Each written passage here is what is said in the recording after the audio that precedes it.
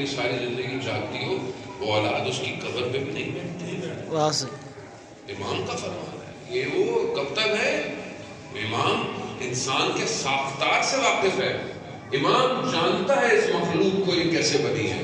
نہج البلاغہ امام نے کیا کہا تھا کہ پوچھو مجھ سے جو پوچھنا ہے، سلونی میں زمین سے زیادہ آسمان کے راستے ڈھونڈا. آج دنیا آسمان کے راستے ڈھونڈ رہی ہے.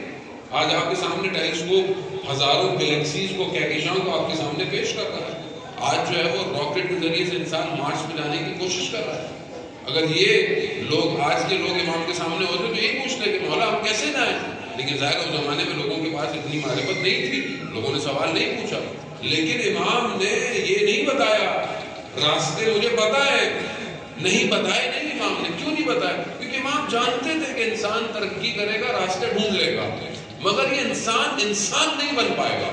اس لیے نہج البلاغہ انسان بننے کا وقت ہو رہا ہے کہ امام جانتے ہیں اس کو اندر سے کیسا ہے. اسی لیے امام نے کہا تیسرا گروہ وہ ہے جو تمہارے ساتھ رہے گا. اور وہ کیا ہے؟ تمہارا عمل. چاہے بچہ ہو چاہے وہ تمہارے ساتھ رہے گا قیامت تک تمہارے. اس سے تم سے کوئی جدا. اب انسان نے نیکی کی ہو، کوئی چھین سکتا ہے اس سے؟ انسان نے برا کام کیا ہو، گناہ ہو، خدا نہ خواستہ، دنیا کا کوئی کیمیکل ہے، دنیا کا کوئی ڈٹرجنٹ پاؤڈر ہے جو انسان کی گناہ کو دھو دے؟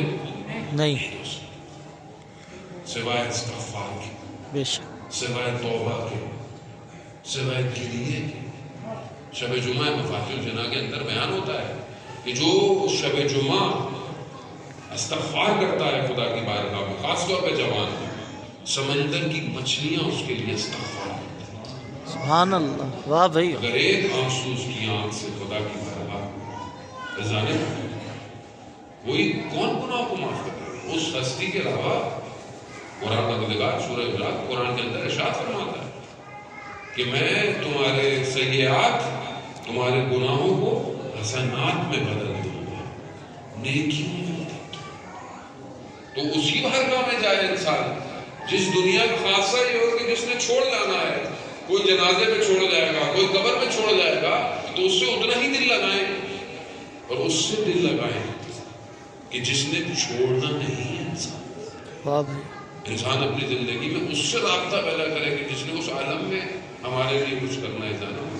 اسی لیے اہل بیت علیہ الصلوۃ والسلام نے ہمیں دعائیں تعلیم دی. آگے ماہ رجب آنے والا ہے، جو لوگ بہرحال یہاں پر ہیں پھر چلے جائیں گے، بہرحال اس ماہ رجب سے فائدہ اٹھائیں. رجب، شعبان اور رمضان یہ 3 ایسے مہینے ہیں کہ جو انسان کے باطن کو صاف کرتے ہیں. خاص طور پہ ماہ رجب کے آخری کے روزے، حدیثوں میں بیان ہوتا ہے کہ جب موت آتی ہے تو روح جب بدن سے نکلتی ہے تو ایسا ہے جیسے 300 تلواروں کی نوکیں ہوں اور بدن میں چھپ رہی. آسان ہے، کہنا آسان ہے مگر یہ آسان نہیں ہے. ظاہر محترم یہاں سوئی چھپ جائے انسان چیخے مارتا ہے.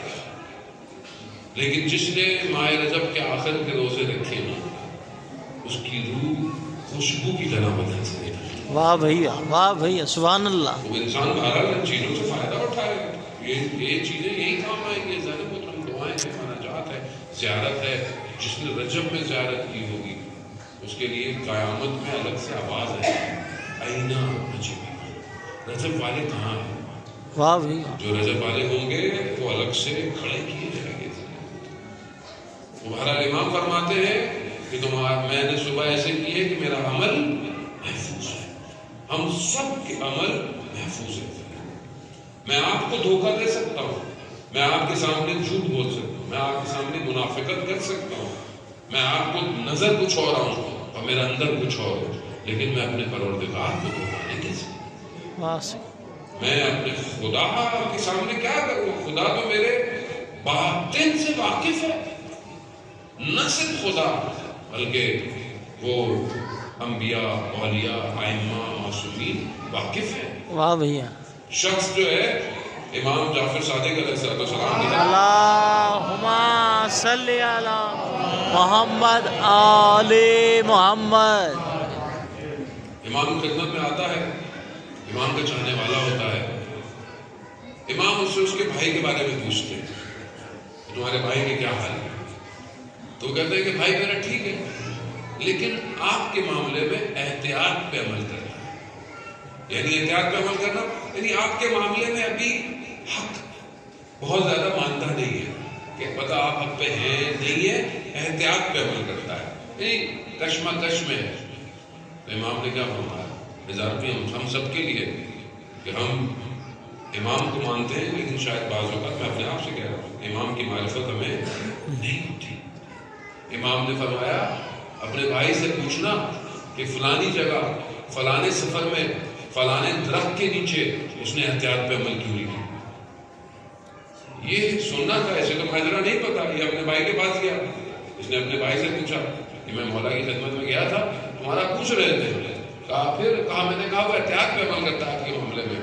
تو امام نے مجھے بولا کہ فلانی جگہ فلانے سفر میں فلانے درخت کے نیچے تم نے احتیاط پہ عمل کا ماجرا کیا ہے؟ جیسے اس نے سنا اس کے چہرے کا رنگ اڑ گیا۔ کہا کیوں؟